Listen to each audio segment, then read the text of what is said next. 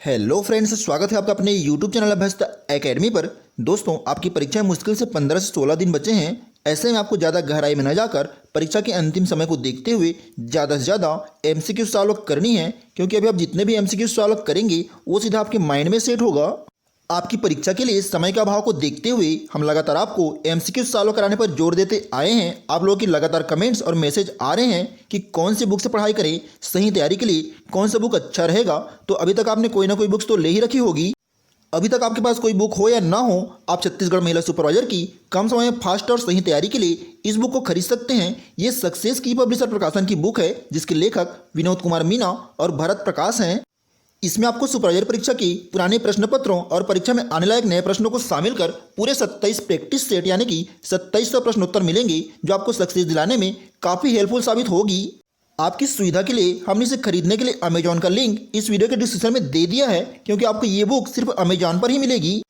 आप इस लिंक से अपना सही पता, एड्रेस, नज़दीकी शहर के नाम के साथ डालकर ऑनलाइन घर बैठे बुक को मंगा सकते हैं और अच्छी तैयारी कर सफल हो सकते हैं। आइए वीडियो की तरफ चलते हैं। आज की वीडियो हम आपको आपके सिलेबस की भाग 2 सामान्य ज्ञान के अंतर्गत भारत के प्राचीन, मध्य, आधुनिक इतिहास और राष्ट्रीय आंदोलन के महत्वपूर्ण 50 प्रश्नोत्तर लाए हैं। सभी प्रश्न इंपॉर्टेंट और सिलेक्टेड लिए गए हैं, जिनकी परीक्षा में आने की पूरी संभावना है। प्रश्न पहला देखिएगा, किस चोल राजा ने जल सेना प्रारंभ की? इसका उत्तर है ऑप्शन सी, राजराज प्रथम ने। दूसरा प्रश्न देखिए, ऋग्वेद के गायत्री मंत्र के रचयिता कौन थे? इसका उत्तर है ऑप्शन ए, विश्वामित्र।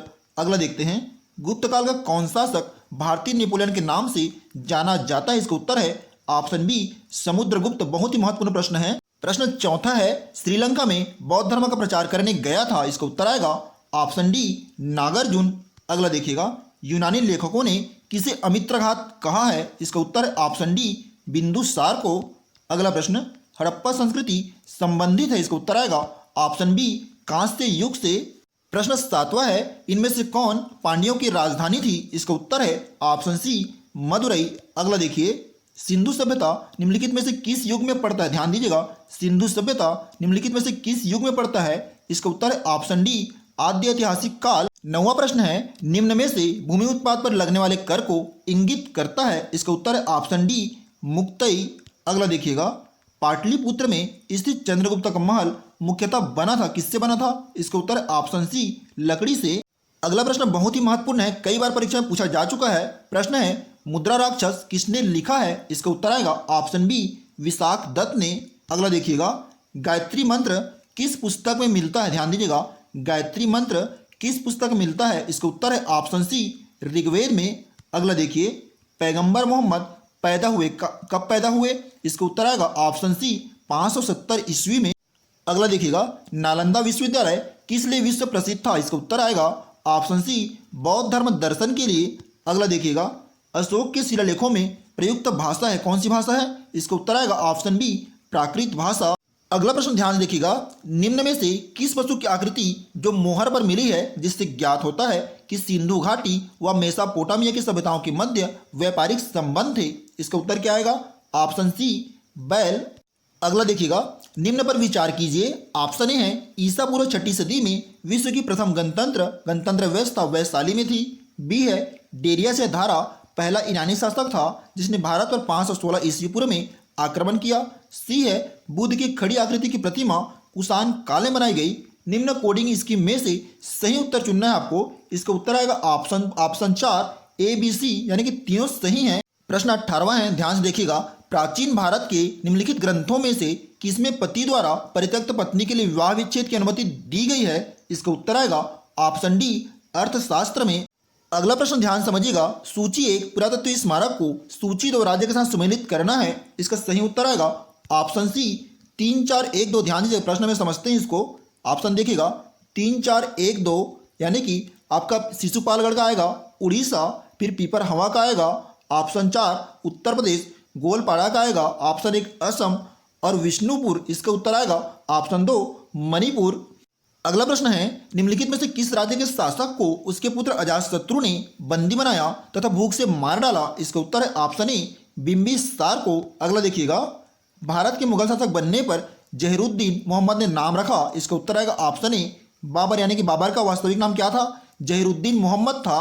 प्रश्न 22वां है, अकबर के विरुद्ध निम्नलिखित में से किस धार्मिक संप्रदाय के विरोध का दमन करते हुए एक सैन्य अभियान में राजा बीरबल मारे गए? इसका उत्तर आएगा ऑप्शन डी, रोशनाई। प्रश्न 23वां है, पानीपत की तीसरी लड़ाई किसके बीच लड़ी गई थी? इसका उत्तर है ऑप्शन सी, मराठों और अहमद शाह अब्दाली के बीच बहुत ही प्रसिद्ध युद्ध था। अगला देखिएगा, निम्नलिखित में किस इतिहासकार ने शाहजहां के शासनकाल को मुगल काल का स्वर्ण युग कहा? इसका उत्तर है ऑप्शन सी, A.L. श्रीवास्तव ने।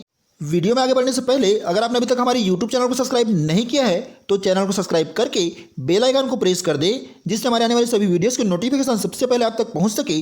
PDF, डेली जीके और करेंट अपडेट्स के लिए आप हमारे टेलीग्राम चैनल और व्हाट्सएप ग्रुप को ज्वाइन कर सकते हैं, लिंक आपको डिस्क्रिप्शन में मिल जाएगा।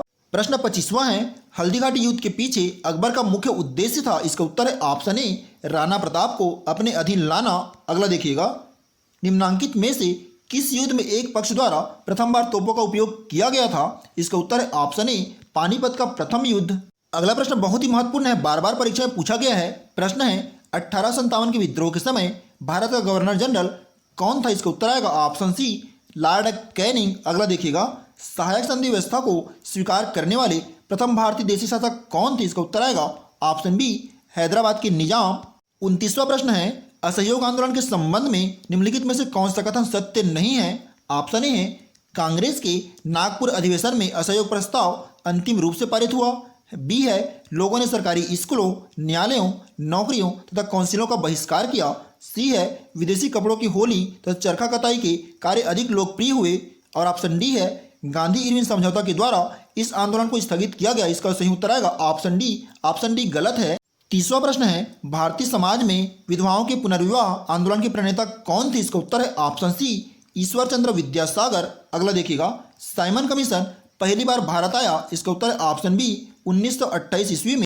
अगला प्रश्न है, किसने खिलाफत आंदोलन को हिंदुओं और मुसलमानों की एकता के एक ऐसे अवसर के रूप में देखा जो 100 वर्षों में भी पुनः प्रस्तुत नहीं होगा? इसका उत्तर है ऑप्शन सी, महात्मा गांधी ने। अगला देखिएगा, नील कृषकों की दुर्दशा पर लिखी गई पुस्तक नील दर्पण के लेखक थे? इसका उत्तर है ऑप्शन बी, दीनबंधु मित्र। अगला प्रश्न, निम्नलिखित में से किस नेता ने 1906 में कलकत्ता कांग्रेस अधिवेशन की अध्यक्षता की थी? इसका उत्तर है ऑप्शन डी, दादा भाई नौरोजी ने। अगला देखिएगा, भारत छोड़ो आंदोलन शुरू किया गया? इसका सही उत्तर है ऑप्शन सी, 1942 में। अगला प्रश्न है, 1857 के विद्रोह को किस उर्दू कवि ने देखा था? इसका उत्तर आएगा ऑप्शन सी, गालिब ने।